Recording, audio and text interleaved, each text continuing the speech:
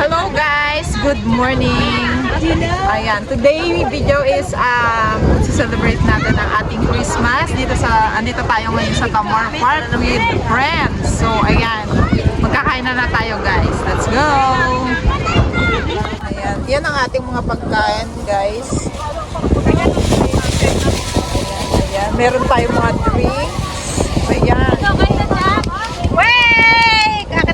Ayan. Ayan ang ating punong abala. Kaway-kaway. Ako yung may birthday. Ayan siya may birthday. Ayan, happy birthday.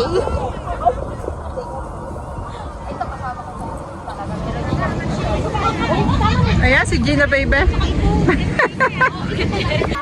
So, dito nga guys, ay request ang aming kaibigan dahil birthday niya noong mga nakaraang araw. So, kung pwede daw ay kantahan namin siya ng happy birthday at yun daw kunwari ang kanyang mga handal. So ayan, so kinantahan nga namin siya at pin na pin naman ang aming friend.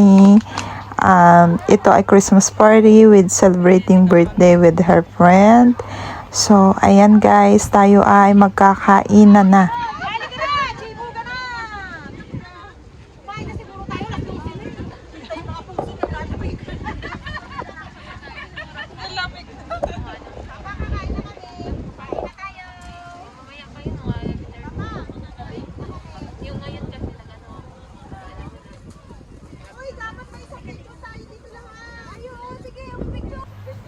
At syempre, hindi mawawala ang mga pictorial dito. Ayan, ganyan ang buhay ng mga OFW dito sa Hong Kong. Ayan, kami-kami lang din ang magpapasaya sa aming mga sarili.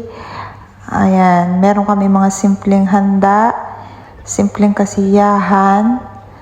So, pictorial, ayan, mga simpleng bagay na nakakapagpasaya sa amin bilang isang OFW dito sa Hong Kong.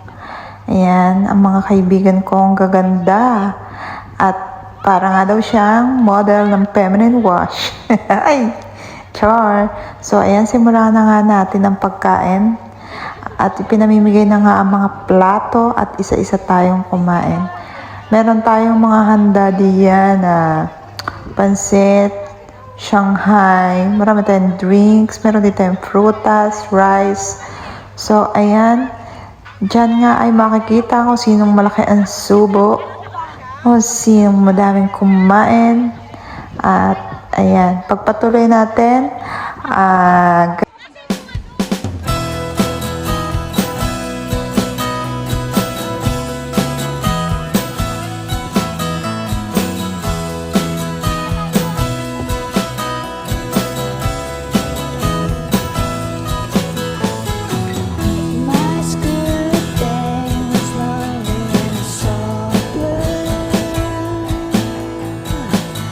Just watching you from shade of glass.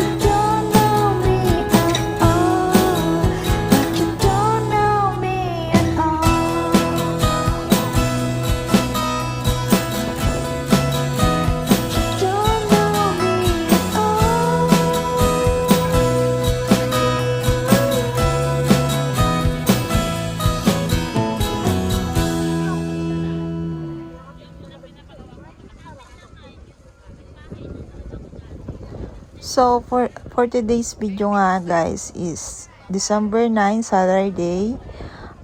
In early advance na namin yung Christmas party namin kasi nga ay next week or sa susunod na mga week, marami na yung mga wala, iba-iba na yung mga day off. So, nag-decide kaming lahat na i-early na yung celebrate ng aming Christmas party. At magkakaroon nga tayo ng mga parlor games, exchange gift. So, ayan, kain muna tayo dito. So, yung mga food na yan guys is bring your own. Kung ano yung madala mo is, ayan, allowed dyan. So, ganyan ang mga OFW. Pag pinagsama-sama is marami na tulungan, sama-sama. Ayan, tayo ay mag-enjoy. At ako ay nagpapasalamat sa mga kaibigan ko na yan. Kasi kahit sa isang araw lang, sa loob ng isang linggo is puro trabaho. Sa loob ng isang araw, ng isang linggo meron tayong day off. So, sa loob ng isang araw na yan is na-enjoy natin at nawala yung mga stress sa buhay, puro tawanan, kasiyahan lang, walang iniisip na kahit ano. So, maraming salamat girls. Dahil sa inyo ay napasaya nyo ang araw ko, napasaya nyo ang araw na ito. At more ng pagsasama pa natin at be happy always and God bless sa ating lahat. Be thankful sa lahat ng ating mga natatanggap sa buhay and ingat tayo palagi.